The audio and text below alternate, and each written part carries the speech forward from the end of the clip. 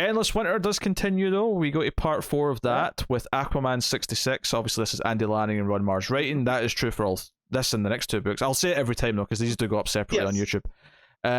Miguel Majoncha is the main artist here, with Marco Santucci once again as the flashback artist.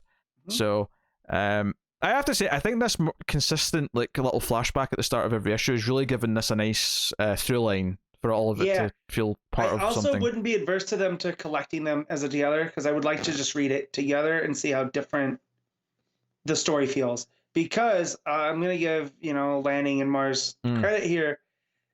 Each little piece of the past adds to the story in the future as they're parsing it out, almost like breadcrumbs. It feels fairly well thought out in that, because obviously, this is the thing about talking about these individually when I've just read 3 chapters of this today, is that I know where this ends today, so I'm just making sure I'm sticking to this issue right now, which is basically Hippolyta is the one narrating, and survivors of the town, Edwald, the Frost Knight, Frost King, rather.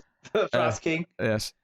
I love the idea of a little bit of Batman Christmas Story where he becomes the Frosty Knight. The Frosty Knight, yeah. But yeah, so this Viking Justice League are trying to like keep people safe, and not doing such a great job. In fact, this is where Swamp Thing actually dies. This Swamp Thing is murdered, trying to hold back, and that's kind of our cliffhanger for the flashback in this issue. Which I do like the fact that it was the Frost that killed the Green, right? Like, it was something natural, elemental. Yeah, so it's it's true to nature that it's like an ice age would kill.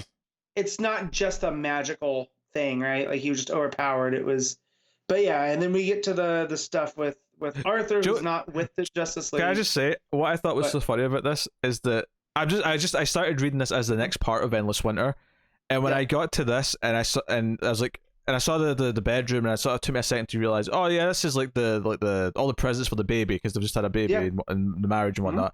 And I turned to the next page, and it's them swimming with little Andy in the water bubble that Mira's making. And I thought, oh yeah, this is an issue of Aquaman. Like I'd forgotten it was an issue of Aquaman. Which that's another thing I want to give this team credit for, is that each story and each of them, it feels like the next chapter, but it's also nice that each one focuses on a different aspect of the Justice League. Which, by the way, Aquaman is one of the books that is not in the March solicits, so curious to see if that even comes back in any way, or maybe this is the final issue that this volume. It could be and so I liked it that thus far. Arthur wasn't there in the first issue, was he? Of Endless Winter.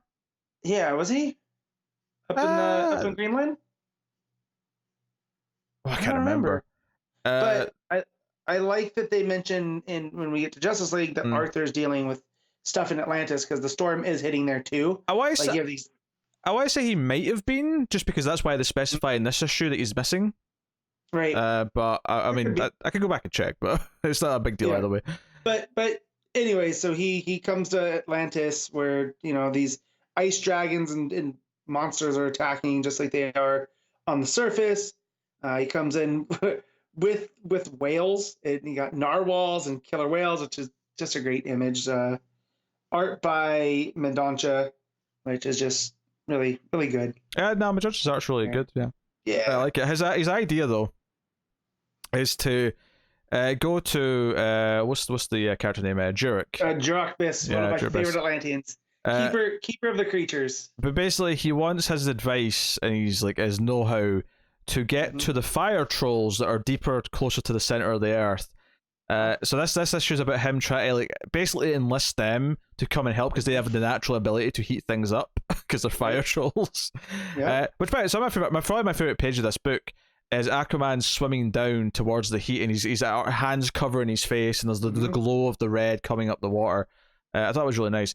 There's a whole thing here where Mira he says to Mira to stay behind because they can't endanger both of them at the same time. Kind of the philosophy of 2 parents not taking a plane at the same time, or not taking the same plane. The idea that one of them will survive if there's a crash to look after the kid. But Mira shows up and says, no, like, you'll survive. Your chance of survival is way better if I'm here to actually help you out. And turns out it needed to happen. In fact, the only reason why the fire trolls agree to help is because they're so impressed with Mira, because they've never seen anyone use their aquakinesis like this, that they're like, oh, Hydrokinesis, not aquakinesis. But anyway, yeah. Same difference.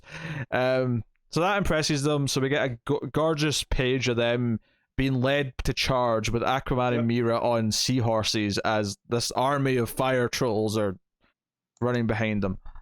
Yep. And to which the Frost King is looking.